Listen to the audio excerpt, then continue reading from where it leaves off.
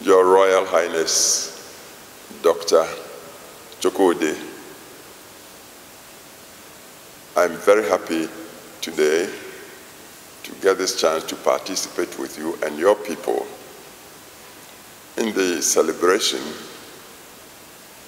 of the Igbo New Yam Festival and also the Igbo Day in Ghana. Since your assumption of office as the leader of the Igbo community in Ghana 10 years ago, you've exhibited a very creative and innovative leadership that is very worthy of commendation. In particular, you've espoused interculturalism in the diaspora, and you've also sponsored many